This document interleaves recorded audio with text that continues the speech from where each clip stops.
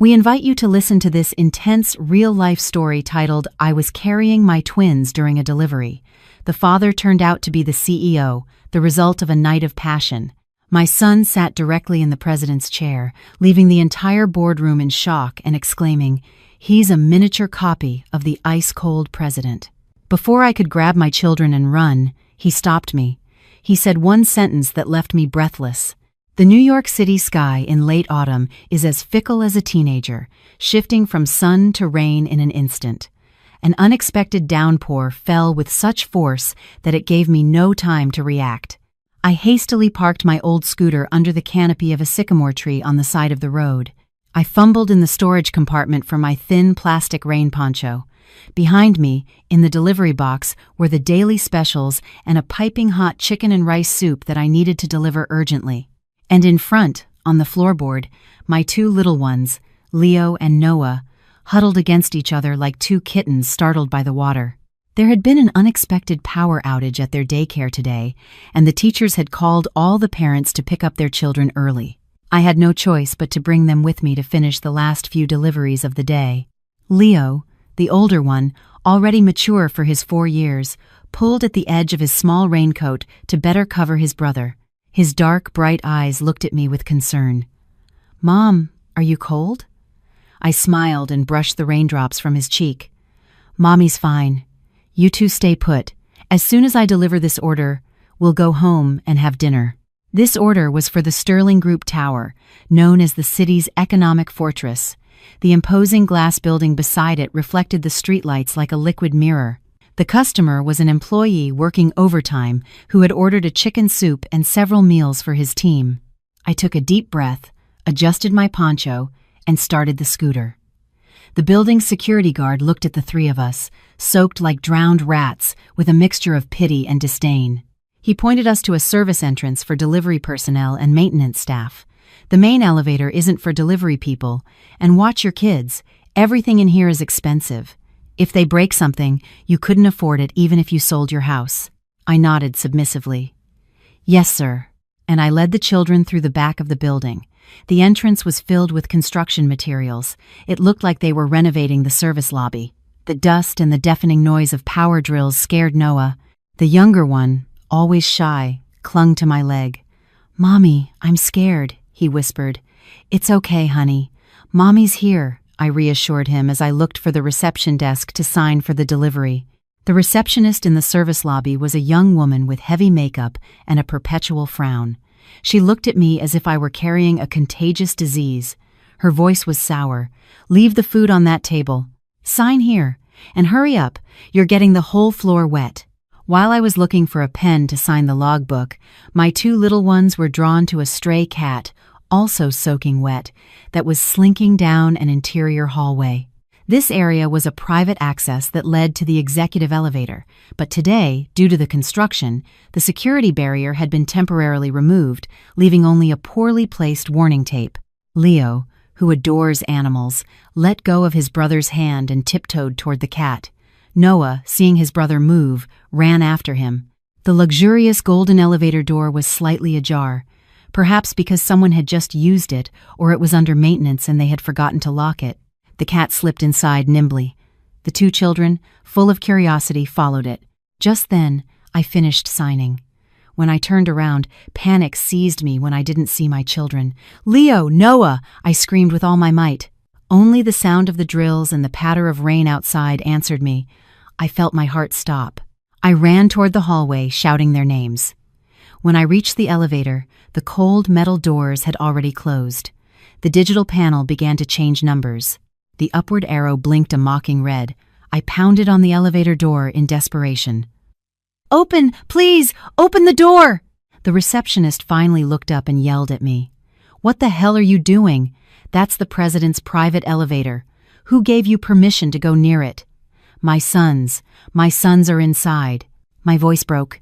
Tears welled up, mixing with the rainwater. "Please, help me. They're only 4 years old." She glanced at the floor indicator, and her face turned pale. "Oh my God, it's going up to the 68th floor. That's the strategic boardroom. The president is in a crucial meeting with foreign partners. Floor 68. That number fell on my chest like a lead weight. I knew that place. 5 years ago, I had been there under the most ironic circumstances of my life.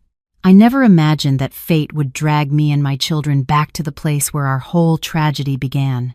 I no longer had the mind to listen to the receptionist lecture me about regulations or punishments.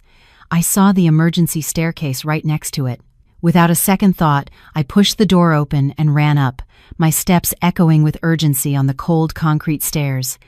I knew it was impossible to catch the elevator, but my mother's instinct compelled me to run until I found my children.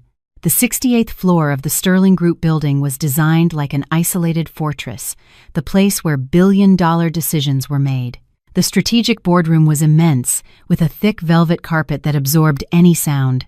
A very long mahogany table presided over the center, surrounded by gleaming black leather armchairs. The silence was so profound you could hear the soft hum of the air conditioning. Today was a particularly important day. The Sterling Group was negotiating a merger with a foreign partner. The tension was palpable on both sides. Every word of the contract was weighed with extreme care. At the head of the table sat Alexander Sterling, the group's president, a man known as the wolf of the business world for his cold-blooded nature. He wore a custom-tailored charcoal suit. His face was handsome but frigid, and his eyes, deep as a winter lake, were fixed on the documents. Suddenly, the chime of the elevator broke the solemn atmosphere. All eyes turned to the entrance. The heavy wooden door opened slowly, but instead of a subordinate or a secretary with documents, two small, wobbly figures appeared, Leo and Noah. As the doors opened, they looked around in bewilderment. The room was too large and luxurious for their young imaginations. Noah, still holding a half-eaten lollipop, saw his eyes light up when he discovered a tray of exquisitely arranged fresh fruit on the table. The little one, always a glutton, instantly forgot his mother's warnings and ran towards it.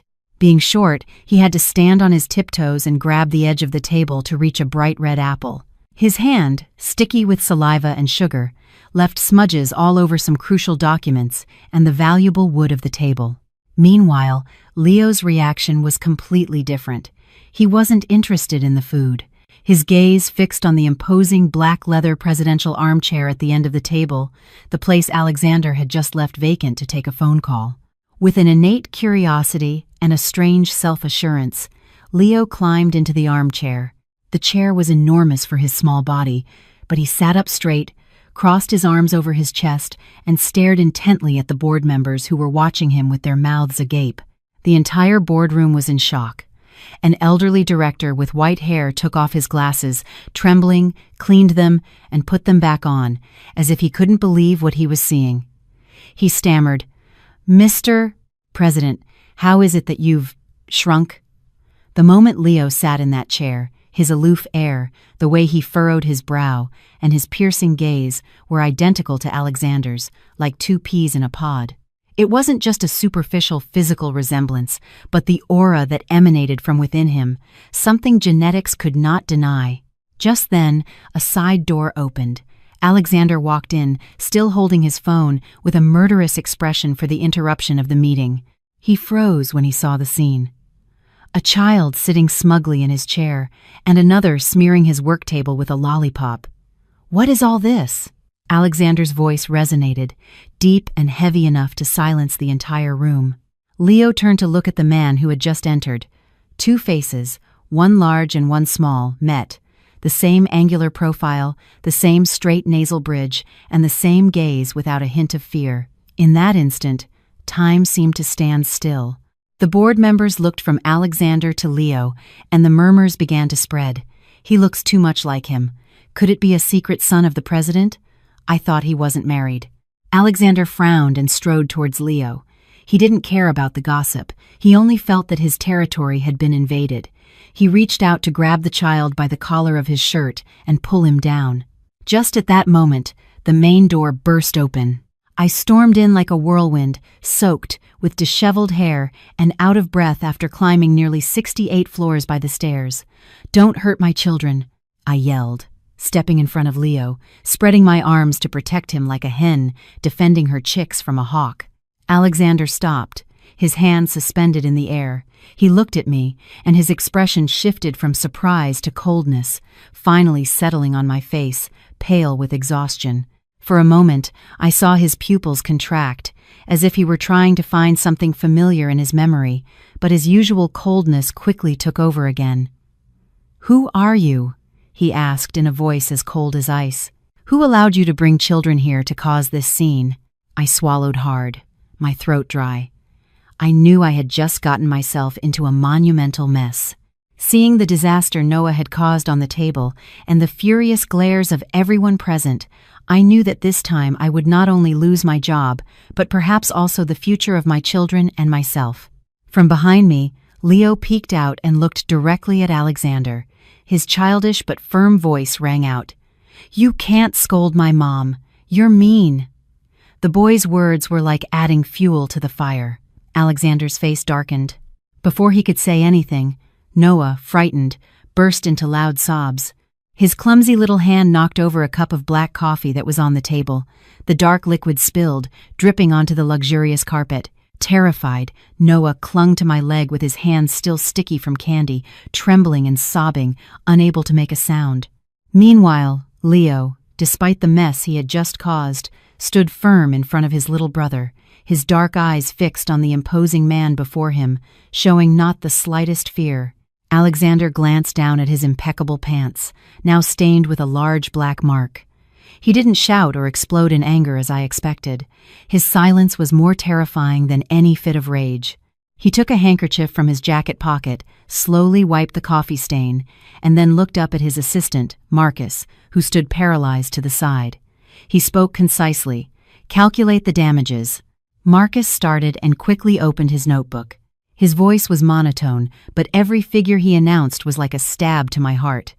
"Mr. President, this suit is from a custom tailor in Milan, valued at around $5,000. The cost of cleaning and restoring the mahogany table is estimated at $3,000, but the most important thing is this merger contract."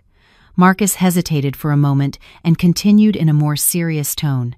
"Due to an internal network failure this morning, this is the only complete printed copy that hasn't been saved digitally. The delay in signing means we will have to compensate our partners for the waiting time and other unforeseen costs. The total damages are estimated at around $250,000. $250,000.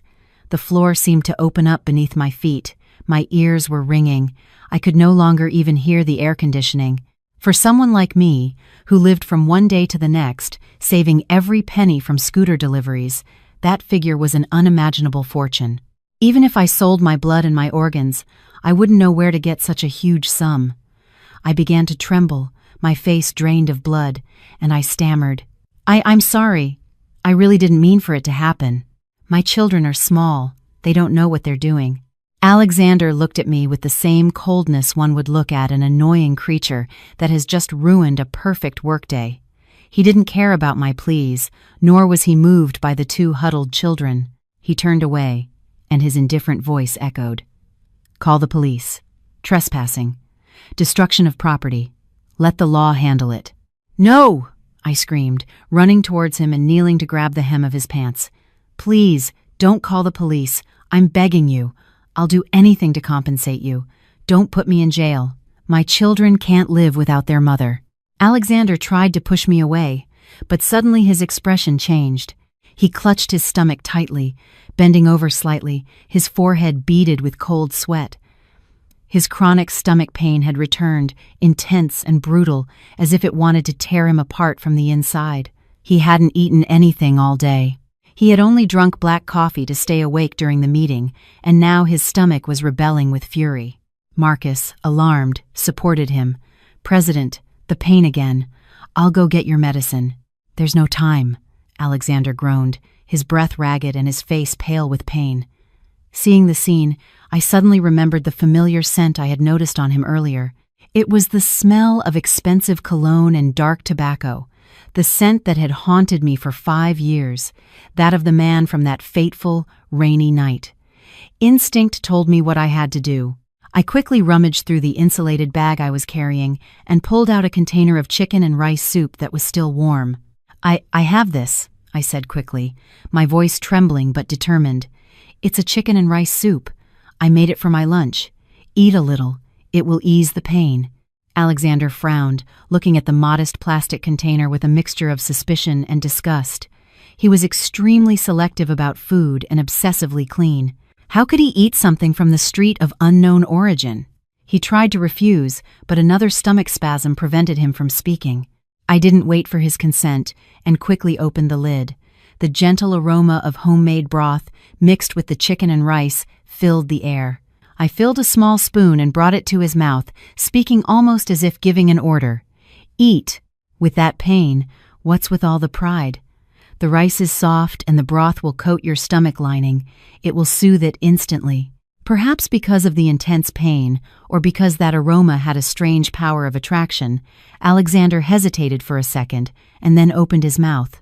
The smooth, comforting taste of the soup slid down his throat, spreading a calming warmth through his cramped stomach. Alexander's pupils dilated. Why did this taste feel so incredibly familiar?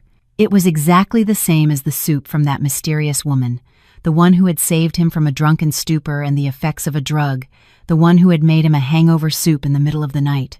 For 5 years, he had searched for that taste in the most luxurious restaurants, but he had never found it. He stared at me, an inquisitive look that seemed to want to read my soul. I lowered my head, my heart pounding 1,000 miles an hour, afraid he would discover something. But he said nothing. He simply took the spoon and ate all the soup. When the container was empty, Alexander's face regained some color. He straightened up, adjusted his jacket, and his usual air of coldness and authority returned. He looked at me, and then at the damage report Marcus was holding. Instead of ordering my arrest, he went to his desk, took a blank sheet of paper, and quickly wrote a few lines. "Sign here." He threw the paper at me. I caught it, and my trembling hands read its contents. It wasn't a confession of guilt, but a strange employment contract. "You will work as my personal cook and housekeeper to pay off the debt. Duration, 6 months. Room and board for you and your 2 children included. Your salary will be deducted from the $250,000 debt. If you work well, the debt may be forgiven sooner. If you try to escape, I will make sure you end up in jail." I looked up at him, then at my 2 huddled, frightened children. I had no other choice. Outside, debt, hunger, and the risk of prison awaited me. Here, at least my children would have a roof over their heads and food. I bit my lip, took the pen, and scrawled my name, Amelia, at the bottom of the page. Alexander gave a half smile, a calculated gesture. "Good. Marcus, take them to the villa. She starts work tomorrow." The luxury car took us out of the bustling city center and headed towards the outskirts to an exclusive gated community of multi-million-dollar mansions. The Sterling Villa appeared behind an imposing iron gate, as large and splendid as a fairy tale castle, but with an air of coldness and solitude that chilled the blood. The housekeeper led us to the staff room, located in a secluded corner of the first floor, next to the kitchen and laundry room. Although small compared to the rest of the mansion, it was clean and much more spacious than the damp apartment where we had lived. It had a sturdy oak bunk bed and a small table with chairs. I sighed with relief. At least this winter, my children wouldn't have to endure the wind seeping through the cracks of a rotten window. "Mom, this house is really big, but it's cold, isn't it?" Noah whispered, tightly gripping the edge of my shirt. I stroked his head, but before I could answer, a shrill voice echoed from the stairs. "Well, what is this? Since when is my house a refugee camp?" I turned around, startled. At the top of the spiral staircase stood a young woman dressed in a tight designer dress, laden with luxury shopping bags. It was Isabella Prescott, the one who was once like a sister to me and who had taken everything from me. And now, ironically, she was Alexander's unofficial fiancée. Isabella looked me over with narrowed eyes and then let out a shrill laugh, a sound as sharp as breaking glass. Well, if it isn't my dear Amelia, the fallen princess of the Van Doren family. How did you end up like this?" "Working as a maid to pay off debts." I clenched my fists so tightly that my nails dug into my palms. I lowered my head, trying to swallow the rage that was choking me, and answered in a whisper, "Miss Prescott, I've come to work. Isabella came down the stairs and circled me as if inspecting cheap merchandise. She glanced at my children, lingering a bit longer on Leo, seeming momentarily uneasy at his features, but she quickly regained her air of superiority and threw the designer bags onto the sofa. Very well, if you're the maid, you know what to do. All these clothes are high-end silk. They can't be machine-washed. Take them and hand-wash them right now, and remember to use a special detergent. If you damage a single thread, you couldn't pay for it even if you sold yourself whole. But I just arrived. I haven't even had time to settle the children in. I hesitated. Settle what? Isabella glared at me, her voice a hiss. You're a maid here, not a guest. If you want a roof for those two burdens, you'd better do your job. Alexander hates lazy people. Leo, hiding behind me, stared intently at Isabella. His dark eyes were cold, mature, and held a suppressed anger identical to Alexander's when he was angry. Isabella met that gaze, and for a moment she flinched and took a step back, muttering, "What's that little brat staring at me for?" I quickly pulled Leo towards me, protecting him. I knew my place now. I owed Alexander money, and I needed this place for my children to live.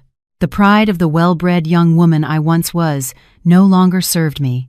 I swallowed my tears, lowered my head, and accepted Isabella's mountain of clothes. Yes, I'll wash them right now. Isabella lifted her chin triumphantly.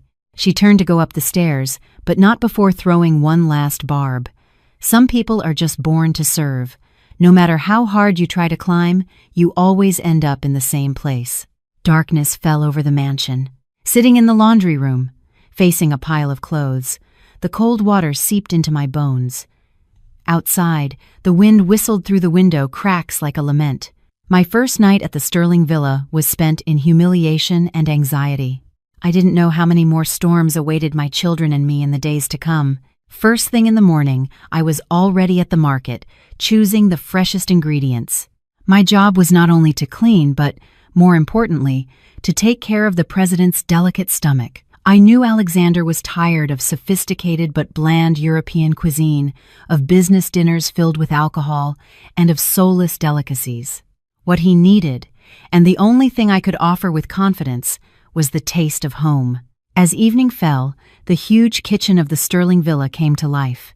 Ignoring the modern ovens and induction cooktops, I took out the old clay pot I had brought with me. The sound of the knife chopping and the sizzle of oil broke the usual silence of the house. Today, I was preparing a classic pot roast and baked cod. Two simple, traditional dishes full of the flavor of an American home that anyone far away would miss.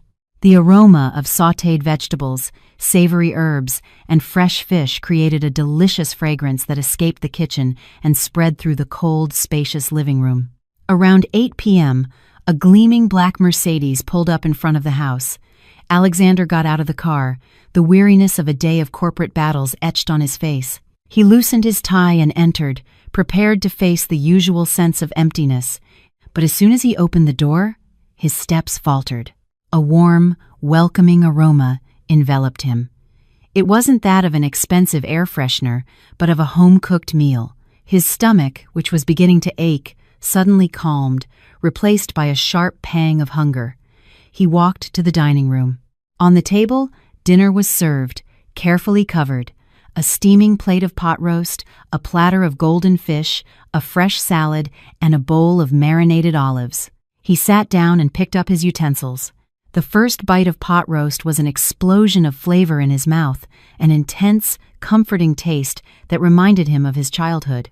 The fish, tender and juicy, erased the bitterness of alcohol from his meetings. Alexander ate 3 servings. For the first time in years, he felt full, not just physically, but also in his soul. After dinner, he went up to his office and turned on the security camera monitor. His distrustful nature made him want to control everything, especially with new people in the house. On the black and white screen, he saw a scene in the small staff room. Amelia was sitting on the floor, shelling peas. The 2 children were beside her, watching their mother attentively. "These are peas, my loves. We have to take them out of the pod. See?" Amelia's soft voice came through the speaker. "Mom, is this a pea too?" Noah asked, holding up a pod with his wide eyes. That's right, Noah. You're so smart. Throw it in the trash, please. And you, Leo, put the peas we've already shelled in this bowl." Alexander watched the screen intently. He saw Leo working diligently, with a seriousness identical to his own when he was focused. He saw Noah laugh out loud when his mother praised him. He saw Amelia working while tenderly wiping the sweat from her children's foreheads. A scene of astonishing peace, something that he, despite his billion-dollar fortune, had never had. He turned off the monitor, leaned back in his armchair, and massaged his temples. A strange feeling began to grow inside him, a mixture of curiosity and an undefined longing for the warmth of a home he had rejected for so long. The weekend dawned sunny. Alexander didn't go to the office but stayed in his study working. I took advantage of the children playing quietly to go out to the garden to water the plants. The villa's garden was full of imported rose bushes, rare varieties that, they said, Isabella had insisted on planting to add a touch of distinction. Leo and Noah were playing tag nearby. Their crystal-clear laughter echoed in the garden. Noah saw a velvety red rose, as large as a bowl. Curious, he ran to smell it, bringing his small nose close to the petals. At that very moment, Isabella entered the garden, driving her red convertible. As she got out of the car and saw Noah next to her precious rose bush, she became enraged. A malicious idea crossed her mind. She looked around and, seeing no one, lunged at the flower, ripped it off, crushed it in her hand, and threw it on the ground. "Ah, what have you done, you little demon?" Isabella screamed in a shrill voice. I was watering in a distant corner, and upon hearing the scream, I dropped the hose and ran over. The scene left me frozen, the rose bush destroyed, the red petals scattered at Noah's feet. The boy was as pale as paper, trembling, not understanding what was happening. Miss, it wasn't me," Noah stammered, his eyes full of tears. "And you deny it?" Isabella approached, pointing her finger at him. "I just saw you tear off my flower. Do you know how much this rosebush costs? Your mother couldn't afford a single petal working her whole life. You ill-mannered bastard. Like mother, like son." Leo, who was playing nearby, seeing his brother being insulted, shot out like an arrow. Without a word, he lowered his head and charged with all his might into Isabella's stomach. "Don't insult my brother," Leo shouted, his face red with anger. The unexpected blow made Isabella lose her balance. Staggering backward, she tripped over the hose I had left on the lawn. Splash! Isabella fell backward, landing right in a mud puddle at the foot of a tree. Her impeccable white dress was stained brown in a second. Mud splattered on her face and hair. In that moment, she looked like a wet hen. "Ah!" Isabella shrieked, as if she were being murdered. "You little devils! I'm going to kill you!" She struggled to her feet, her eyes bloodshot. She raised her hand, ready to slap Noah. Terrified, I ran and stood between them, protecting my son with my body. "Stop!" I shouted. But before Isabella's hand could reach me, the roar of an engine sounded. Alexander's car came out of the garage and stopped abruptly on the path. The door opened, and Alexander got out with an impassive face, narrowing his eyes at the chaotic scene. Upon seeing Alexander, Isabella instantly changed her expression of fury, covered her face, and fell to the ground, sobbing as if she were the most miserable victim in the world. "Oh, Alexander, look what they've done to me," she whimpered. "They ganged up on me. That little brat pushed me, and his mother just stood there laughing. You have to do something." I stood there, hugging my two trembling children, my heart pounding. He would believe her. He would throw us out onto the street that very instant. I looked up at him, expecting a cruel sentence. A gust of cold wind swept through the yard, bringing the first chill of winter. But the cold outside was nothing compared to the ice I felt in my heart when I saw Noah's little hand, swollen and red with bleeding scratches. Isabella was still on the ground, covered in mud, but she continued her theater of tears and laments. Her beautiful mouth twisted to spit venomous words, blaming Noah for destroying the plant, Leo for pushing her, and me for indulging my children. Alexander remained motionless like a mountain.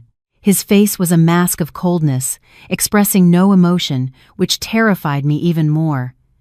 I held my children, prepared to receive the insults, even to be thrown out of the house that very night.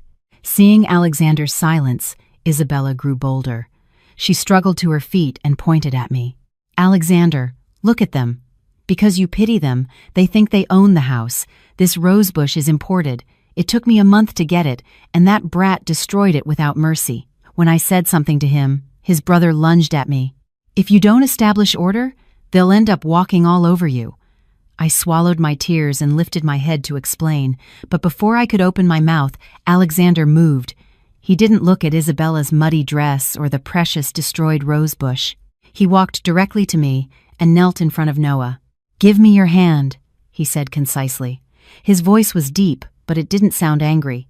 Noah, scared, hid his hand and took refuge behind me. Leo stood between him and his brother, looking at Alexander with suspicion. "What are you going to do to my brother?" Alexander didn't answer.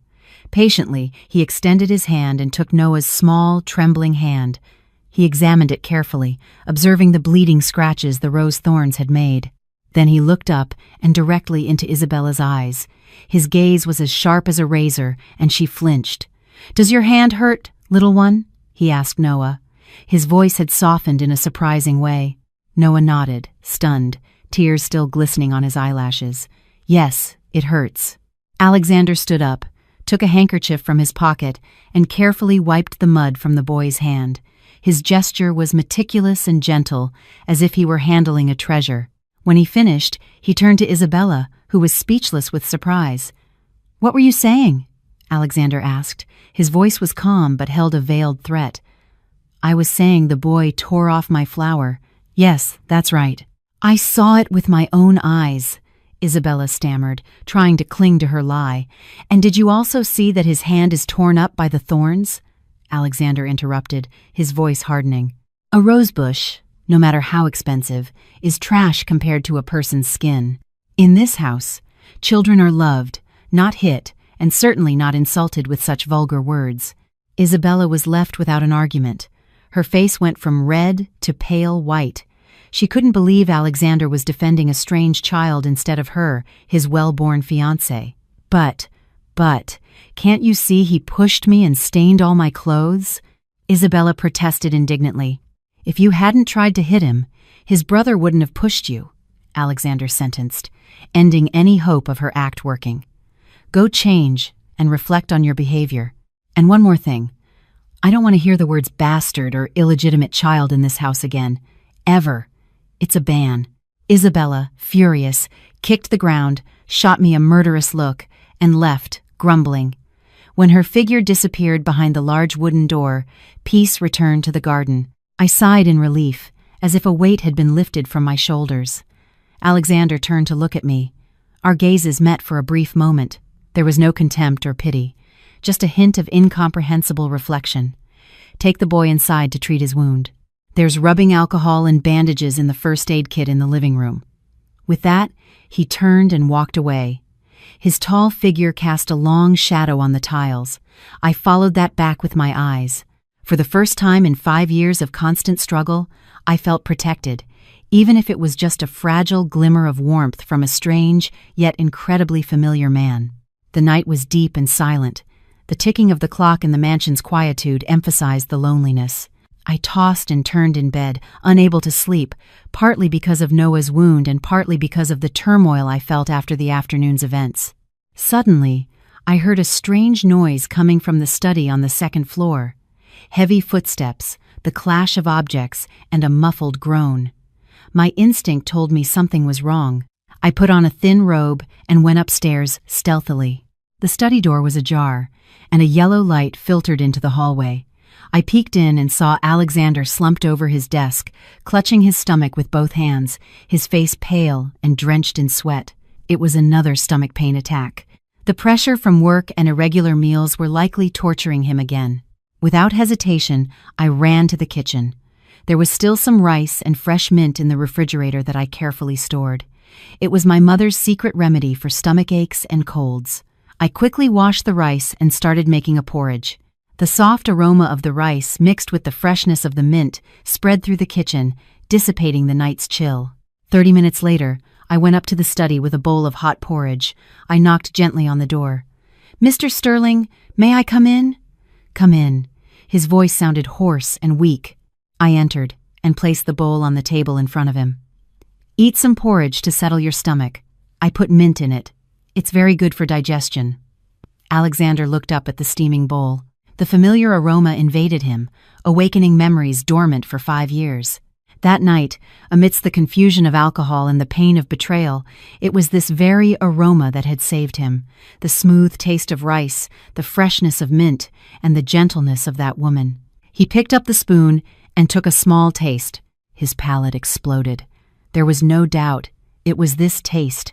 He put the spoon down and stared at me, his gaze so penetrating it seemed to want to pierce through me. "Who taught you how to make this?" I jumped, my heart racing. I knew he suspected something. If I told him the truth, my identity as the fallen daughter of the Van Doren family would be revealed, and the dark past of 5 years ago would come to light again. I couldn't let that happen. At least not now, when my children's lives and mine were so precarious. I lowered my gaze, trying to keep my voice calm, though my hands trembled uncontrollably. I learned it online. I read that mint was good for digestion, so I tried making it. You don't like it? Alexander was silent for a long time, his eyes never leaving my face. He seemed to be weighing, scrutinizing every small expression on this humble employee's face. There were too many coincidences. The scent of my clothes in the boardroom, the taste of today's soup, and the strange familiarity I felt whenever I was near him. But finally, he sighed as if accepting my explanation. Perhaps he couldn't believe that a poor, simple woman like me could have any connection to that fateful night. "It's nothing," he said, his voice returning to its usual coldness. "It's very good, thank you." I sighed in relief and asked for permission to leave. When the door closed behind me, I leaned against the wall and slid to the floor, my back soaked in cold sweat. I knew I had just narrowly escaped, but Alexander's inquisitive gaze still haunted me. How much longer could I keep my secret hidden? In the middle of the night, a storm broke out. Thunder rumbled, tearing through the silence. I was half asleep when I heard Leo moaning beside me. I touched his forehead. It was burning like a coal. The child was having a seizure. His eyes rolled back, and he was foaming at the mouth. "Leo! Honey! Leo!" I screamed, shaking him desperately, but he didn't react. The high fever had made him lose consciousness. Terrified, I picked him up. I wrapped him in a blanket and ran out. Noah also woke up from my screams and, frightened, clung to my leg, crying. With Leo in my arms and pulling Noah along, I ran to the living room. I tried to call a cab, but it was useless. With the storm raging, all the companies were busy or had no cars available. I looked at my son, who was starting to turn blue, and felt an unbearable pain. Tears streamed down my cheeks. Was fate going to be so cruel as to take my son from me tonight? Just as I was about to give up and run out into the rain towards the hospital, the staircase light turned on. Alexander appeared, still in silk pajamas, his hair slightly disheveled, but his eyes wide awake. "What's wrong?" he asked, alarmed at my state. "Mr. Sterling, save my son, please," I sobbed, my voice broken. "He has a very high fever and is having a seizure. I can't get a car." Without asking any more questions, he ran down the stairs and took Leo from my arms. "To the car, quick." He ran with Leo towards the garage. With Noah in hand, I stumbled after him. The car sped into the rainy night, cutting through the curtain of water. Alexander drove with one hand, while with the other, he occasionally touched Leo's forehead. His face was tense, his brow furrowed. When we arrived at the hospital, he bolted out with Leo in his arms towards the emergency room, shouting for a doctor. Seeing his tall, strong figure protecting my son, a mixture of gratitude and bitterness washed over me. If only he knew it was his own blood. Leo was admitted to the emergency room. I collapsed into a chair in the hallway, trembling with cold and fear. Noah snuggled into my lap, crying inconsolably. Alexander stood leaning against the opposite wall, his gaze fixed on the closed emergency room door. A short while later, a nurse came out and informed us that Leo was out of danger. They were giving him an IV to bring down the fever. I breathed a sigh of relief, as if a great weight had been lifted. The patient's family member. "Come do the admission paperwork," the nurse said. I stood up awkwardly and searched for my wallet in my pocket, but I realized that in my haste, I hadn't brought any money. Shame washed over me. "I'll take care of it," Alexander said, approaching and handing his credit card to the nurse. "Put him in the best room on the private floor." "Are you the child's father?" the nurse asked, as she filled out the form. Alexander hesitated for a second and then nodded. "Yes, I am his father." That simple phrase made my heart skip a beat. His father. How natural and how painful those two sacred words sounded from his lips. While I went in to take care of Leo, Alexander went out to buy water and something for Noah to eat. Watching him awkwardly try to get Noah to eat, wiping away his tears, softened my heart. Perhaps behind the cold, ruthless facade of the empire's president, there was still a man who longed for the warmth of a family, who longed to be a father. But I didn't know that at that moment, Marcus, Alexander's assistant, had discreetly approached the doctor to ask for a copy of Leo's medical records. The child's rare blood type, Rh negative, had caught the astute assistant's attention, opening a huge question about the twins' true identity. Today was the anniversary of Alexander's grandfather's passing, an important event for the Sterling clan. The entire family gathered at the family estate. The atmosphere was solemn but also charged with the gunpowder of internal power struggles for control of the company. Alexander asked me to bring the children, with the excuse that he needed someone to look after them while he attended to the guests. But I suspected he wanted to use their presence to provoke the other relatives who coveted his position. I dressed Leo and Noah in two small, custom-made suits that Alexander had ordered for them. They looked like two miniature princes, especially Leo, who looked more like Alexander every day, from his straight nose to his deep eyes. Our arrival immediately drew everyone's attention. Inquisitive glances and whispers spread like a swarm of bees. "Whose children are those? They look so much like Alexander. They say they belong to the new housekeeper. Housekeeper, but she's gorgeous." Or so it seems. Isabella appeared in the crowd, dazzling in a red evening gown. She looked at me triumphantly, holding a carefully sealed envelope. I had a bad feeling. When everyone was seated at the table, Isabella suddenly stood up, took a microphone, and said loudly, "Dear uncles, cousins, family, today on Grandpa's anniversary, I have a very special gift for Alexander and for all of you. A truth that has been hidden from us." The whole room fell silent. Isabella looked at me, and her smile became even more malicious. She opened the envelope, took out a paper, and held it up for everyone to see. "This is the result of a DNA test between Alexander and these two children. I secretly took a sample of his hair to end the rumors, and the result is—" She paused for suspense and then pronounced each syllable forcefully. "There is no kinship." A murmur of astonishment swept through the room. Isabella continued her attack, pointing directly at me. "This woman, this so-called Amelia, is actually a professional con artist. She knows she had children with some man who looks like Alexander, so she has staged this whole act to get close to him, to get money from him, and to pass off her children as his. She wants to turn the noble blood of the Sterling family into the laughingstock of the world."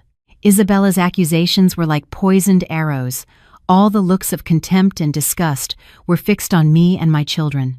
I was paralyzed, trembling, wanting to scream that it was all a lie, but my throat was tight. That test result, why did it say there was no kinship? Had I been mistaken about the man that night? Or had she forged the result? Leo squeezed my hand. His eyes burned with rage as he looked at Isabella. Noah, scared, hid in my lap. I felt more alone and vulnerable than ever, surrounded by hungry wolves. I looked at Alexander, searching for a glimmer of hope. He sat with an impassive face, his eyes fixed on the paper Isabella held. The test report in Isabella's hands was like a death sentence that left my children and me with no way out. The murmurs grew louder, like needles pricking my skin. I hugged Noah tightly, feeling his heart race. Leo stood in front of me, his eyes blazing with anger, his fists clenched. Isabella looked at me with a triumphant smile that widened even more. She approached and shoved the paper in my face, her voice dripping with provocation. "Well, do you have anything to say? How long do you plan to deceive Alexander and the entire Sterling family?" I wanted to scream, to say it was all a lie, but a lump in my throat stopped me. I looked at Alexander, hoping to find a hint of trust in him, but he remained motionless, his face impassive, showing no emotion. Suddenly, Alexander stood up. He walked slowly towards Isabella with a look so cold and sharp that her smile froze. He snatched the paper from her hands, glanced at it, and gave a contemptuous smile. A DNA test. Whose hair did you take to stage this little show? I took the boy's hair, Isabella stammered. Her earlier confidence had vanished before Alexander's imposing presence. Are you sure it was his hair? Or was it the hair of some other child you found on the street? Alexander pressed, his voice deep but full of power. Isabella turned pale, unable to answer. Alexander didn't wait for her explanation. He tore the paper in half. The sound of ripping paper echoed in the deathly silence, making everyone jump. He continued to tear the paper into pieces and threw them into the air like confetti. Alexander, what are you doing? That was the proof, Isabella shouted, trying to stop him, but his look paralyzed her. Proof! Alexander scoffed. To me, these useless papers have no value. I trust my gut more than your little games. They are my guests. I brought them here. Whoever insults them is insulting me, Alexander Sterling. He turned to the relatives, who were looking at him in astonishment, and his voice resonated firmly. From now on, if anyone dares to gossip or insult Amelia and her children, don't expect me to respect blood ties. With that, he approached me. He bent down, picked up Noah, and then took Leo's hand. Let's go. It's too noisy here. It's not good for the children. I looked at him, stunned, as tears welled up. In that moment, I felt he had rescued me from an abyss. His broad back, his warm hand had protected us from the storm of public opinion. I didn't know if he did it because he trusted me or just to protect his honor. But at that moment, it no longer mattered. What mattered was that my children were safe. We left the room, leaving behind a petrified Isabella, her face contorted with rage, and a crowd of relatives who looked at us with a mixture of awe and fear. The car pulled away from the family estate, leaving behind the noise and malice. The silence inside was so deep you could hear the steady breathing of the children. Noah had fallen asleep on Alexander's shoulder, and Leo was looking out the window, as thoughtful as a miniature old man. I was in the passenger seat, glancing sideways at Alexander. He still had his usual cold expression, but his gaze had softened. He drove with one hand, while with the other he held Noah to keep him from falling in the curves. That small gesture filled me with a strange warmth. Why? Why did you do that? I asked in a whisper, breaking the tense silence. Weren't you worried that the test result was real? Alexander didn't look at me. He kept his eyes on the road, his voice calm. I don't care if that paper was real or fake. I know exactly what Isabella is like. She's capable of anything to get what she wants, even forging documents or hurting others. And as for you, he paused and turned to look at me. His deep eyes seemed to want to read my soul. I trust my intuition. A mother who is willing to sacrifice everything for her children like you is not a calculating and deceitful person. My heart skipped a beat. He believed me. Amidst so many doubts and accusations, he had chosen to believe me. A wave of emotion rose in my throat, making my nose tingle. Thank you, I said, my voice trembling. Thank you for protecting my children. Alexander said nothing, just nodded slightly. He parked in front of a small neighborhood diner. It's late. Let's get something to eat. The children must be hungry. The place was almost empty, with a few plastic tables and chairs. We ordered bowls of hot tomato soup. Alexander meticulously wiped the plates and cutlery before giving them to Leo and Noah. He put the best pieces of bread and ham in their bowls before starting to eat himself. Seeing that scene, I felt a pang in my heart. If only we were a real family, if there were no misunderstandings, no differences in status, how complete this happiness would be. Suddenly, Leo, who was eating, looked up and stared at Alexander. Mr. Sterling, do you like tomato soup? Alexander looked at him, surprised, and then smiled. Of course. Why do you ask? Because you eat it just like I do, Leo said with complete naturalness. My mom says that people who really like tomato soup are very sentimental. I almost choked. Where did this child get such adult phrases? Alexander laughed, a rare laugh for him that dispelled his usual coldness. He ruffled Leo's hair. Oh, really? Well then, you and I are alike. In that instant, I felt the wall of ice surrounding my heart begin to melt. Maybe I should open up a little more, give myself and my children a chance to be happy, even if just for a moment. From that day on, our relationship seemed to change slightly. Alexander started coming home earlier, spending time with the children. He even enrolled Leo and Noah in a prestigious international preschool, a place I could only have dreamed of. One day, Noah came home from school with a sad face, threw his old backpack on the sofa, and went into his room, covering himself with a blanket up to his head. Worried, I went to see what was wrong. After a while, he finally came out with red eyes. "Mom, I don't want to go to school anymore." "What's wrong, honey?" I asked sadly. "Did another child bother you?" "No." Noah shook his head, sniffling.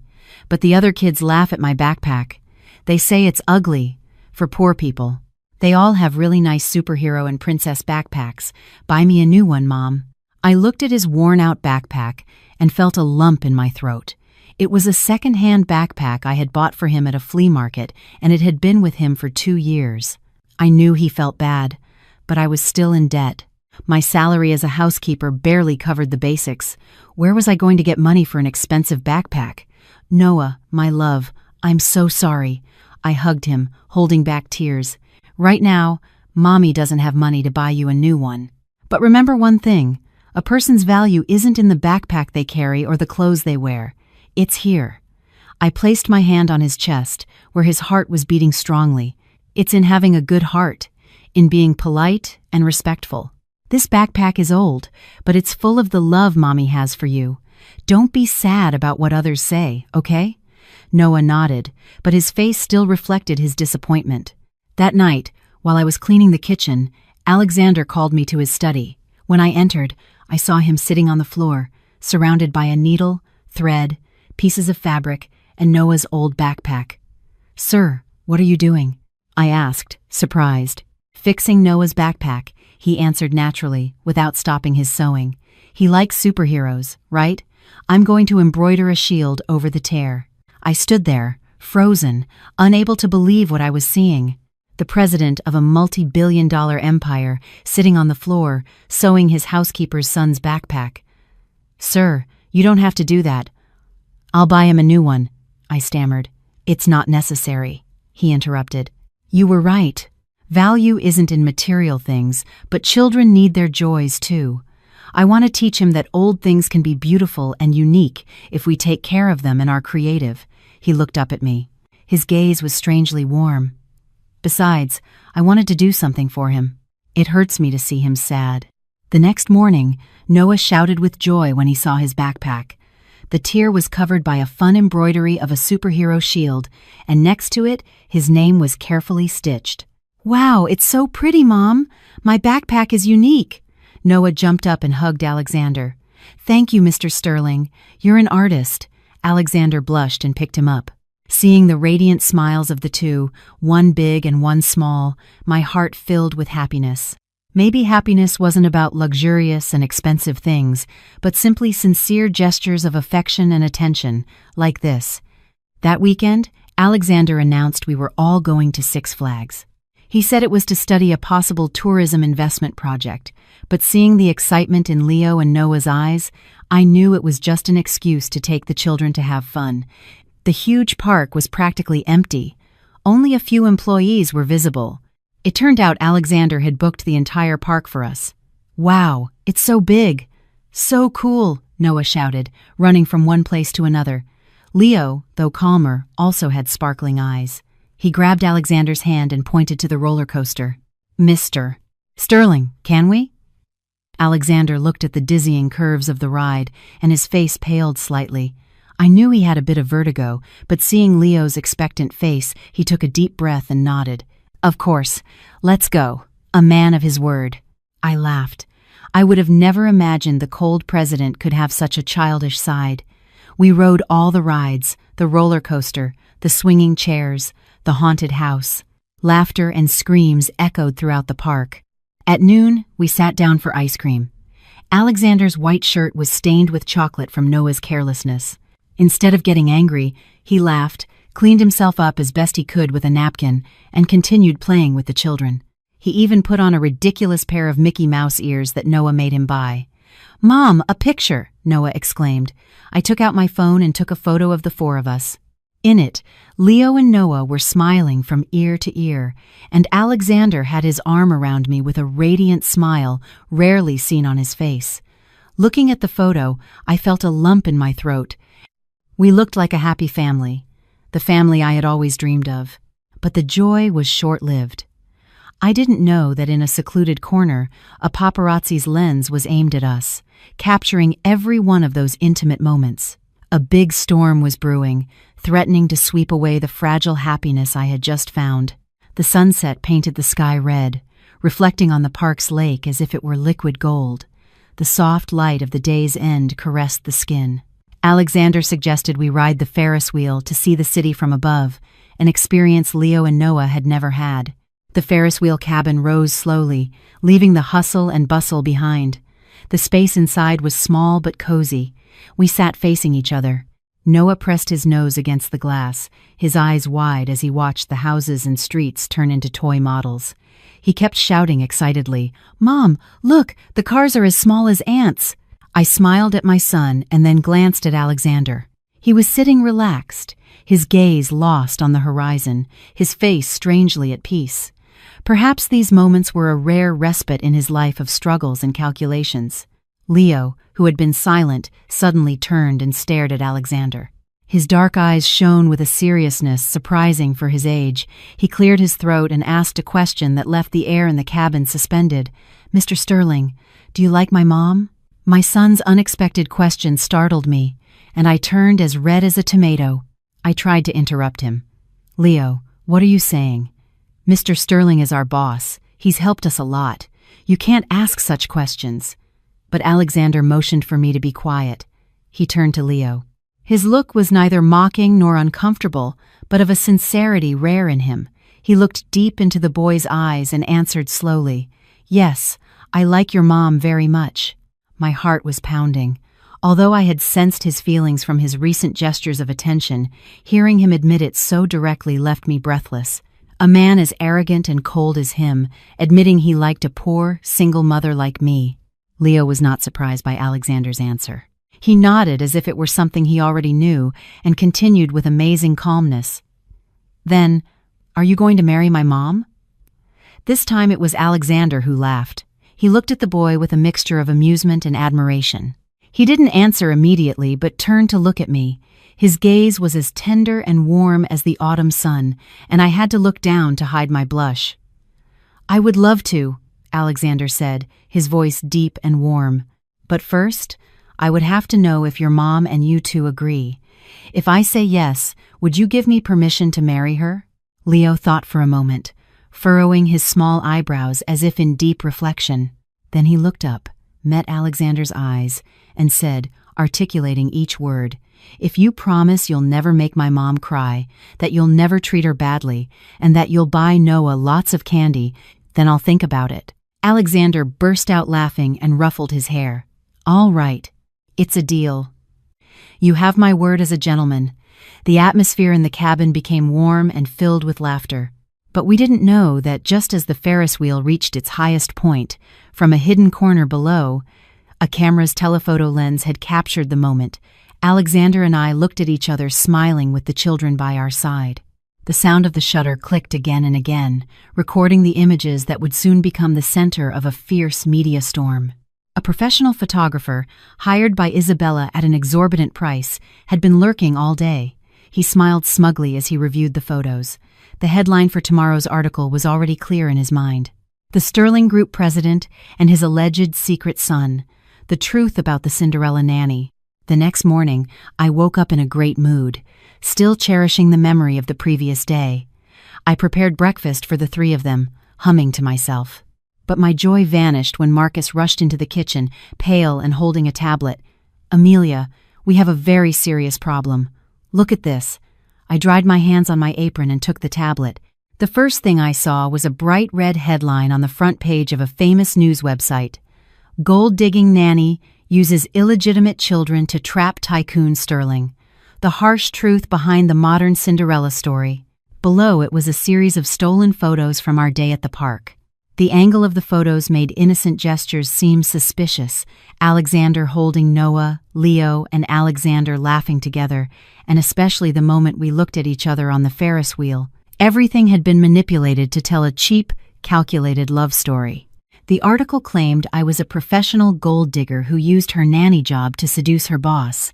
It cited an anonymous source, whom I knew was Isabella, accusing me of having a shady past, of having 2 children with an unknown father, and of now trying to pass them off to Alexander to enter high society. To top it off, they had published an edited video of my argument with Isabella in the garden. In the video, Isabella's venomous words had been cut, leaving only the scene where I was yelling at her and Leo was pushing her. The reaction online was immediate. Thousands of malicious and hateful comments fell upon me and my children like a shower of bombs. What a shameless woman, using her kids to fish for a millionaire. She seems like a nice girl, but she's a viper, and she teaches her son to hit his elders. Poor fiancé, with a harpy like that getting in the way. My legs gave way, and the tablet almost fell from my hands. I felt a lump in my throat, and tears streamed down uncontrollably. Why? Why could people be so cruel? They knew nothing about me, nothing of the truth, yet they were willing to use the most hurtful words to trample on the honor of a mother and 2 innocent children. Alexander entered the kitchen, his face shadowed. He took the tablet from my hands and threw it on the table. The bang startled me. "Don't read anymore," he said, his voice cold but containing great tension. "Don't let that trash dirty your eyes."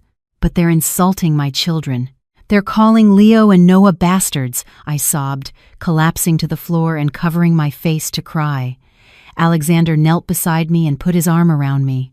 His hand squeezed my shoulder, giving me a little strength in the midst of the storm. "Calm down. I'm here. I won't let anyone hurt you." But his words barely comforted me, because outside, at the villa's entrance, shouts and a great commotion began to be heard. The noise from outside grew louder and louder. I ran to the living room and looked out the window. A chaotic crowd had gathered in front of the gate. They carried signs with insults. "Gold digger out. Justice for the real fiancé. Expel the tramp and her pups." There were not only curious onlookers, but also radicals and TikTokers live streaming, pointing their cameras at the house as if they were cannons. They shouted, insulted, and demanded that I come out and face them. "Amelia, the tramp, come out here and show us that shameless face of yours. Get out of here." Suddenly, there was a loud crash. A large rock broke the living room window and fell to the floor, rolling to Noah's feet. Shattered glass flew everywhere. Noah screamed in terror and burst into tears, covering his head. Leo ran to hug him, but he was trembling too. "Mom, I'm scared." Noah's crying broke my soul. I ran and hugged them with all my might, protecting them with my body. The blood rushed to my head. Rage and pain were driving me crazy.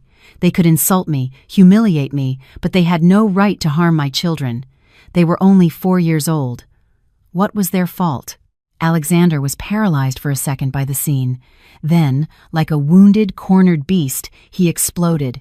He ran out and shouted at the cowering security guards, "Close the gate! Call the riot police right now.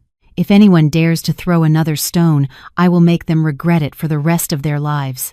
He turned to us, huddled among the broken glass. His eyes were bloodshot. It was no longer the look of a cold president, but that of a husband and a father, furiously protecting his family. He picked up Noah and led Leo and me to an inner room. "Marcus," he shouted, "gather all the evidence, security cameras, articles, malicious comments. Find the ringleader of this mob. I want the Prescott family ruined in 3 days. I want Isabella and everyone behind this to pay a very high price." I had never seen Alexander so furious. His anger was like a consuming fire.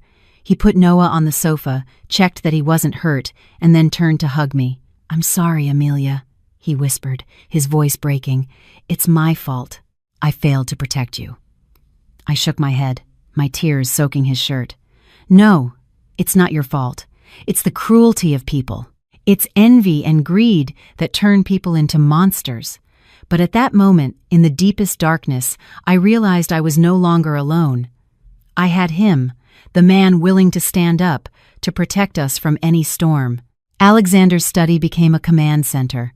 Marcus and the company's communication team worked tirelessly. The clatter of keyboards and rapid, concise conversations filled the room. Alexander sat at the head of the table, his face serious, his eyes fixed on a large screen displaying a constant stream of data. "President, we've traced the IP of the first article," a technician reported. "It comes from an internet cafe near Miss Prescott's house. And the fake accounts that incited hatred in the comments are all controlled by a disreputable communication agency closely linked to the Prescott Group," Marcus added, placing a thick dossier on the table. "Here are the transfer statements from Miss Prescott's personal account to that agency. The description is Communication Services." Alexander leafed through the dossier, a cold smile playing on his lips. Isabella, did you think you could manipulate the truth with money? You underestimated technology and my patience." "Keep digging," he ordered. "I want to know everything about her past." 5 years ago, the night I was drugged at the hotel, where was she? What did she do?" Marcus nodded, and his fingers flew across the keyboard. He used data recovery software to access an old cloud account of Isabella's, an account she had forgotten but was still linked to her current phone number. After several tense hours, a folder with old photos and messages appeared. "I've got it!" Marcus exclaimed. "President, this is a conversation between Miss Prescott and a close friend from the day after that night." Alexander leaned in to read the messages. "Friend, you won't believe my luck. Last night, I found Alexander's room key card in the hotel hallway. I snuck in and found him passed out. I staged a scene as if I had just saved him. In the morning, he bought the whole story and even promised to take responsibility for me. I'm going to be the queen of the ball." Alexander's hands clenched into fists, the veins standing out. So, he had been deceived all this time. The woman he thought he owed his gratitude to, the woman he planned to marry, was an imposter. And his true savior, the woman who had cared for him and made him that soup, had been ignored and despised by him. "There's more, President," Marcus said, his voice trembling with excitement. "I contacted the receptionist who was on duty that night at the hotel. He quit and moved back to his hometown, but he kept a copy of the security footage from his shift. Out of curiosity, I convinced him to send us the original file." A blurry black and white video appeared on the screen. The timestamp read 2 a.m. A petite woman was helping a drunk man, who was him, into the room. She stayed for about 30 minutes and then ran out, frightened. Almost an hour later, Isabella appeared, stealthily picked up the room key from the floor, and snuck inside. The whole truth was laid bare. There was no doubt. Amelia was the woman from that night, and Leo and Noah. Alexander closed his eyes. A hot tear rolled down his cheek. What had he done? He had let his wife and children suffer for 5 years while he cared for and pampered the person who had deceived him. Remorse flooded him like a tsunami, drowning him in pain. "Prepare a press conference." He opened his eyes, his voice hoarse but firm. "I want the whole world to know the truth. Tomorrow." The waiting room behind the auditorium was freezing, but my hands were sweating. I curled up on a velvet sofa, hugging my children as if seeking some warmth. On the other side of the heavy curtain, hundreds of cameras were pointed at the stage, and millions of eyes were following us live. They were expecting a show, to see the gold-digging nanny unmasked. Alexander walked onto the stage, imposing in his black suit. He carried no notes, only a terrifying calm. The auditorium, which had been a hive of noise, fell silent. I watched him on the large screen on the wall, my heart pounding. "I know you are all waiting for an explanation," Alexander began, his deep voice resonating through the speakers. "But today, I am not here to defend myself, but to demand justice for the woman I love." The room erupted in murmurs. He gestured, and the enormous LED screen behind him lit up not with business charts, but with a black and white video from 5 years ago. The video showed a hotel hallway. A drunk man stumbling was being helped by a petite young woman. The young woman wore an oversized hotel uniform, her hair tied back, and a worried but determined expression. It was me 5 years ago, naive and full of energy. I watched myself help him into the room. About 30 minutes later, I ran out, my hands on my chest, terrified. The hallway fell silent, Almost an hour later, another figure appeared. It was Isabella. She tiptoed, looked both ways, bent down to pick up the key card I had dropped, smiled smugly, and slipped inside. "This is the truth you wanted to know," Alexander said, pointing to the screen. His voice hardened. "The person who saved me that night, who stood by me in my worst moment, was Amelia. Isabella Prescott is just an opportunist, a thief who shamelessly stole another person's destiny." I covered my mouth, sobbing. Tears fell uncontrollably. 5 years of injustice, of contempt. They had finally been washed away. Alexander looked directly at the camera, his eyes blazing. "I declare that the Sterling Group is ending all collaboration with the Prescott Group. My lawyers are preparing a lawsuit against Isabella Prescott for fraud, identity theft, and defamation." Later, Marcus told me that Isabella was watching the live broadcast from her home. Enraged, she had thrown her glass of red wine at the television screen. The wine spilled on the floor like blood, heralding the collapse of her empire of lies. The media storm instantly changed direction. Those who insulted me yesterday now attacked Isabella and her family with twice the ferocity. Social media was flooded with apologies directed at me, but I no longer had the heart to read them. I only felt tired and a bitter sadness for the fickleness of people. The effect of Alexander's press conference was more devastating than any tsunami. The stocks of the Prescott family's company plummeted, entering a trading halt for 3 consecutive days. Business partners, fearing they would be tainted, withdrew their investments and canceled contracts. The banks that once rolled out the red carpet for them now demanded immediate repayment of debts. That night, the news reported that Isabella's father had been arrested for fraud and money laundering. The image of that once powerful man, now with his head bowed and hands cuffed, was chilling. I watched the television with Noah asleep in my lap. Leo was beside me, watching the screen in silence with a look of deep reflection. "Mom, is that man bad?" Leo asked quietly. I stroked his hair and sighed. "There's a law in this life, honey, called karma. You reap what you sow. He did things that were not right, and now he has to answer to justice." Isabella, from being a pampered princess, lost everything overnight. Her assets were seized, her bank accounts frozen. The high society friends who once fawned over her disappeared, and some even took to airing her dirty laundry to gain notoriety. Marcus told me Isabella had to hide in a miserable apartment on the outskirts to escape creditors and the press. She had gone mad, muttering curses against me and Alexander. Hatred had consumed her mind, turning her into a wounded, cornered beast, ready to attack at any moment. But at that time, I was not aware of the danger posed by someone who had nothing left to lose. I thought the storm had passed, that peace had returned to our home. I didn't know that an even crueler conspiracy was brewing in the dark, waiting for the moment to strike. When the media storm subsided, Alexander took us back to the villa. The house was still the same, but the cold atmosphere from before seemed to have dissipated, replaced by a warmth that could be felt in every corner. That night, after putting the children to bed, Alexander called me to the living room. He was sitting on the sofa, looking thoughtful. On the table was a dark brown envelope, very different from the flashy white one Isabella had shown at the party. "Sit down, Amelia." He indicated the spot next to him, his voice soft but tense. I sat down shyly, wringing my hands. Alexander picked up the envelope and handed it to me. "Open it. This is something that belongs to you and the children." With trembling hands, I took the envelope, broke the seal, and pulled out a document with the official seal of the country's most prestigious genetics center. The words danced before my eyes, but the final figure was unmistakable: 99.9%. Conclusion: Alexander Sterling and Leo Vega, Noah Vega, share a paternity link. Although I already knew the truth, seeing it confirmed on paper moved me deeply.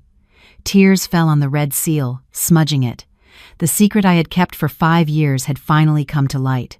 Suddenly, Alexander stood up, came in front of me, and to my astonishment, knelt on the cold marble floor. "Alexander, what are you doing?" I said, alarmed, trying to lift him. "Get up, please. You're the president of—" "No." He shook his head, taking my trembling hand in his. "Right now, I'm not the president. I'm just a terrible man, an irresponsible father who has let his wife and children suffer for 5 years. He looked at me, his eyes red and filled with deep regret. Amelia, I'm sorry. I'm sorry for hurting you that night. I'm sorry for not recognizing you sooner. I'm sorry for all the rainy days you had to take the children to the hospital alone. I'm sorry for letting you suffer the public's humiliation. Each of his apologies was like warm water washing away years of pain and resentment. I burst into tears, a liberating cry. I didn't pull my hand away, letting him hold it, feeling the sincerity that trembled in his touch. I know this apology comes too late, his voice broke, but please give me a chance. Not to start over, but to make up for everything we lost. Let me be Leo and Noah's father. Let me be the man who protects you for the rest of your life. In that grand living room, under the soft light of the lamps, without flowers or diamond rings, just with a DNA test and a man kneeling in apology, I received the most sincere and moving proposal in the world. Although my heart was moved by Alexander's sincerity, my reason prevented me from accepting immediately. The scars of the past, the enormous difference in status, and a vague fear of the future held me back. Who was I? A single mother, with nothing. A woman who had fallen from grace. Was I worthy of entering that world of wealth and power? I withdrew my hand, dried my tears, and tried to calm myself. Alexander, I appreciate your feelings, but this is too sudden for me. I need time. Alexander looked at me with a shadow of disappointment, but then nodded understandingly. He stood up and sat beside me, maintaining a respectful distance. I understand, he said softly. I won't pressure you. You've suffered too much. You need time to heal. I will wait. I will wait as long as it takes. From that day on, Alexander changed completely. He stopped using money or power to solve things. He started learning to be a real father and partner. From the smallest details, he, a man who had never done a household chore, now entered the kitchen at 5 a.m. to try to make me breakfast, even though it always ended up burnt or too salty. He gave up fancy parties to come home early and get on the floor to play Legos with Leo or patiently listen to Noah recount his adventures at daycare. One time, I saw him cutting Leo's nails. The boy, always restless, wouldn't stop moving. But Alexander did it with infinite patience, focused, his forehead beaded with sweat, more tense than when signing a multi-million-dollar contract. When he finished, he sighed in relief and showed me with a wide grin. Look, Amelia, I did it, not a single cut. Seeing the childish smile on the face of that man over 30, my heart melted. I realized he wasn't just trying to win me over. He was trying to heal his own soul, to reconnect with the family values he had lost. I still kept my distance, calling him Mr. Sterling, sleeping in a separate room with the children. But every night, seeing the three of them together reading a bedtime story, I felt the wall I had built around myself crumble. Love wasn't about grand promises, but about constant presence, the daily effort to change for the other. The following days passed in a calm that presaged a storm. Isabella had disappeared. No one knew where she was. I thought she might have fled the country in fear, but I was wrong. Her silence was the countdown of a ticking time bomb. One Friday afternoon, I went to pick up the children from daycare. The sky was covered in dark clouds. The school gate was a chaos of parents and cars. I stood to one side, waiting. When the bell rang, the children poured out. Leo was holding Noah's hand. Upon seeing me, Noah shouted with joy. He let go of his brother and ran towards me. Mom, I got a star for good behavior today. I smiled and opened my arms to receive him. But at that instant, a figure dressed in a black hoodie and mask emerged from behind a tree. She moved with the speed of a predator and pounced on Noah. Noah, look out! I shouted, trying to intervene, but I was too late. The stranger grabbed Noah and dragged him towards an old van waiting with the engine running. Mom, save me! Leo, help me! Noah screamed in terror. Leo tried to bite the kidnapper, but the van's driver got out and kicked him in the chest, sending him to the ground. Leo! I screamed, my heart constricting. I ran after them and managed to grab the kidnapper's clothes. In the struggle, her hood fell off, revealing tangled hair and bloodshot eyes filled with hatred. Isabella. Let me go, she hissed, her voice hoarse, or I'll kill him right here." She pulled out a small knife and held it to Noah's neck. The cold blade grazed the boy's skin. I froze, unable to move. "No, Isabella, please, I beg you." "He's just a child." Taking advantage of my distraction, she pushed me to the ground and threw Noah into the van. The door slammed shut, and the vehicle sped away, leaving me in the middle of the street, screaming desperately, "Help! Someone save my son!" People crowded around me, but the van was already out of sight. Trembling, I took out my phone and, with fingers soaked in tears, dialed Alexander's number. As soon as he answered, I broke down. "Alexander, Isabella has kidnapped Noah. Save our son, please. Save him." Alexander's car flew through the storm. Marcus, in the passenger seat, followed the signal from the GPS tracker Alexander had secretly placed in the children's watches. The red dot stopped in an abandoned industrial area on the outskirts of the city. "Faster, faster!" I urged from the back seat, clutching Leo's hand. Leo, despite the pain in his chest, wasn't crying. He stared out the window in silence, with a mature and brave expression. He squeezed my hand and whispered, "Don't be scared, Mom. Noah will be okay. Dad will save him." We arrived as night fell. A 10-story building under construction loomed in the darkness. The wind whistled through the empty windows. On the rooftop, a small figure teetered on the edge of the abyss. It was Isabella, her hair whipped by the wind. She held Noah by the collar of his shirt with one hand, while with the other she held a knife to him. Noah, pale with cold and fear, could barely cry. One wrong move, and he would fall. "Stop right there!" Isabella shouted upon seeing us. "One more step, and I'll throw him off." Alexander raised his hands in surrender. "Okay, we won't move. Isabella, calm down. I'll give you whatever you want. Money, a car, a way out of the country, but let him go." "Money?" Isabella laughed like a madwoman. "I don't want your money. I want you to suffer. I want you to know what it's like to lose everything." She looked at me with hatred. "Why? Because this maid's son deserves your love, and I deserve your contempt? I've loved you for 5 years. I did everything for you. Why are you treating me like this?" "Because you deceived me," Alexander shouted. "Love isn't built on lies. You never loved me. You only wanted to be Mrs. Sterling." "Shut up!" she shrieked, pressing the knife against Noah's neck. A trickle of blood appeared. "Mom, it hurts," Noah whispered weakly. I felt my heart break. I fell to my knees on the cold concrete. "Isabella, I beg you. If you hate me, kill me, but leave my son alone." "You shut up," she glared at me. "Today, you will witness a farewell. Alexander, do you want to save this brat? Fine, you jump. If you jump from here, I'll let him live." The wind on the rooftop raged. Isabella's proposal froze the atmosphere. I looked at Alexander in terror, shaking my head. No, he couldn't die. I couldn't lose my son. Alexander stood still for a moment. He looked at Isabella and then at Noah, who was trembling in her hands. I saw the determination in his eyes. Slowly, he placed one foot on the edge. "All right, I'll jump," he said, his voice firm. "But promise me that as soon as I jump, you'll put him to safety." "No, Alexander, don't do it!" I screamed, but Marcus held me back. Seeing Alexander on the edge, Isabella hesitated. A mixture of satisfaction and panic crossed her contorted face. She didn't expect him to be capable of sacrificing himself. "You're really going to jump?" she stammered, loosening her grip on the knife slightly. It was in that moment Marcus, who had been hidden, signaled a police sniper positioned on the opposite building. A sharp shot rang out. The bullet hit Isabella in the right shoulder. She screamed in pain. Her hand opened, and Noah fell into the void. "My son!" I screamed. My heart stopped. But quick as lightning, Alexander launched himself. Instead of jumping, he lunged forward, half his body over the edge. His hand caught Noah by his clothes just as he was falling.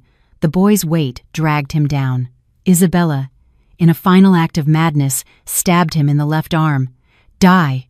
Blood gushed out, but Alexander didn't let go. He gritted his teeth, enduring the pain, and held on to Noah with all his might. "Pull him up!" he roared. Marcus and the police swarmed. They subdued Isabella. 2 other officers helped pull Alexander and Noah up. When both were safe on the ground, Alexander was still holding Noah tightly.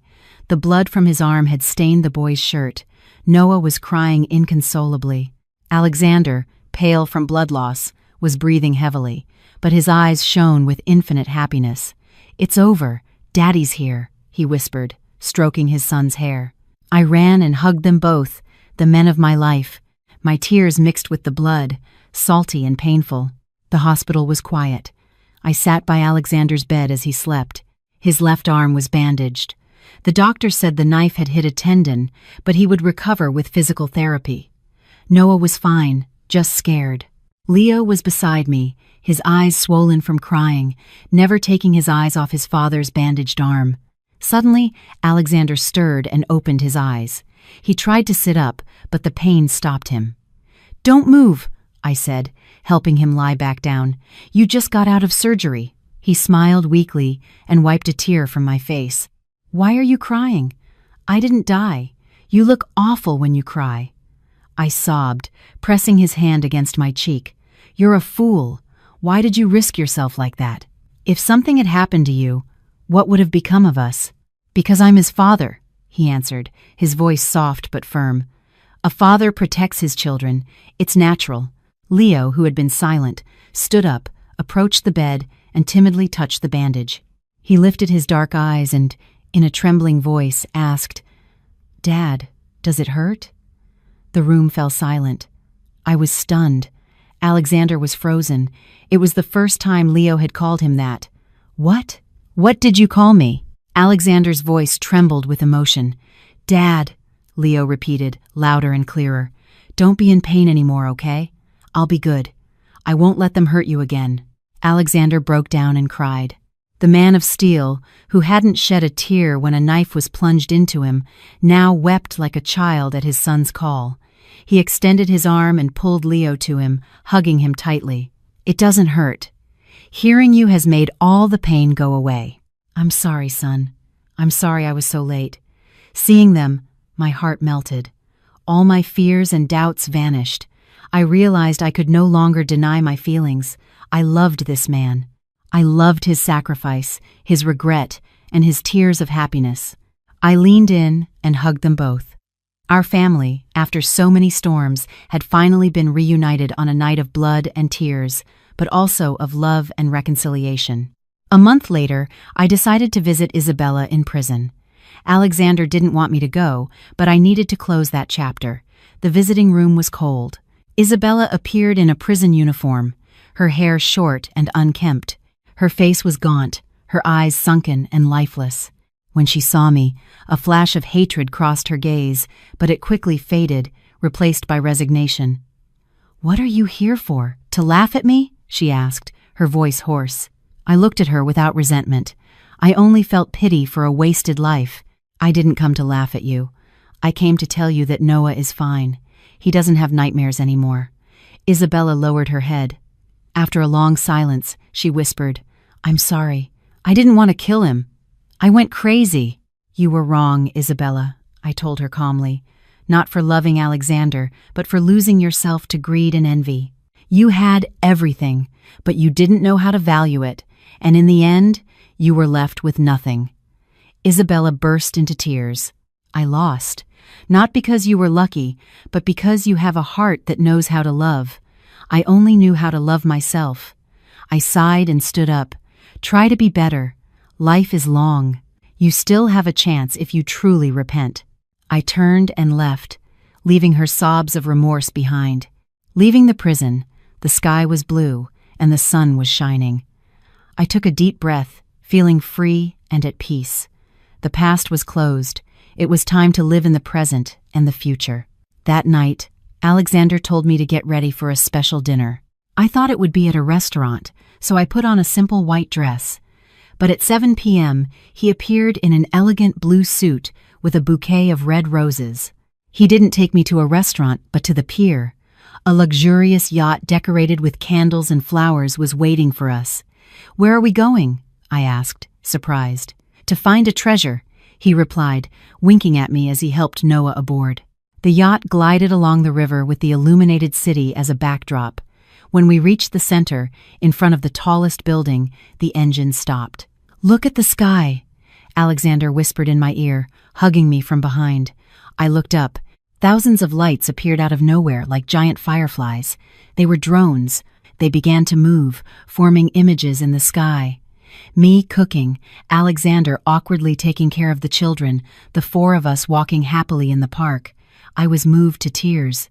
He had treasured every one of those moments. Finally, the drones formed a giant phrase that lit up the night.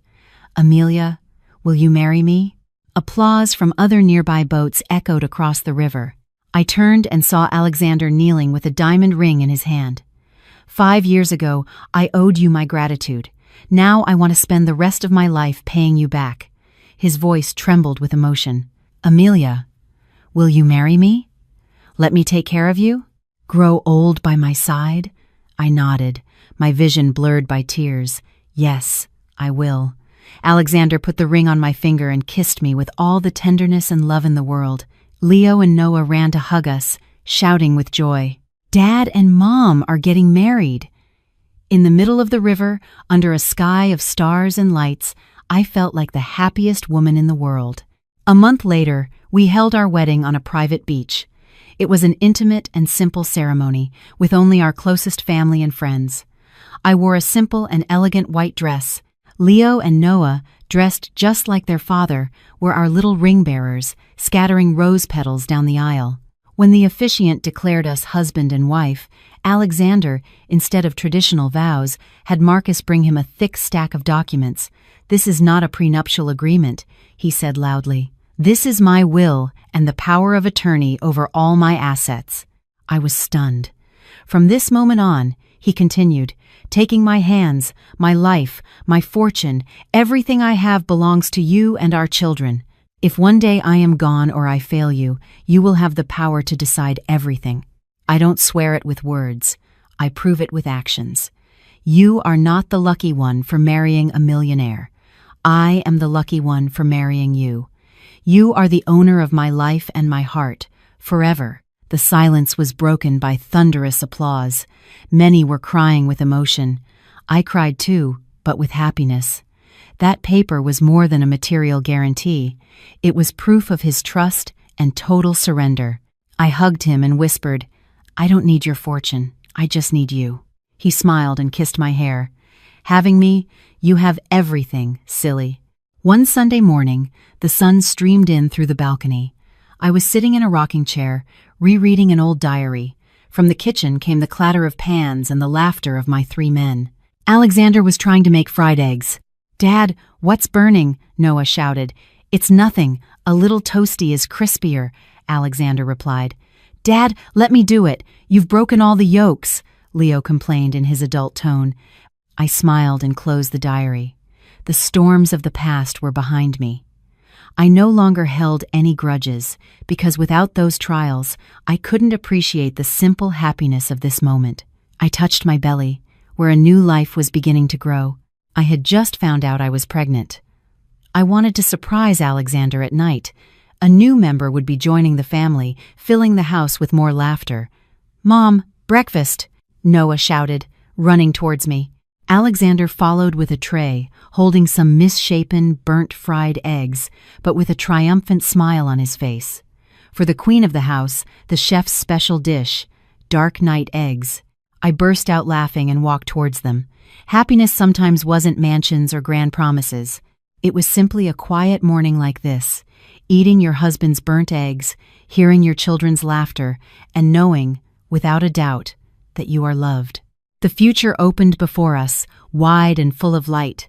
I didn't know what tomorrow would bring, but I knew that as long as we were together, any storm would become a simple rain that would water the garden of our happiness.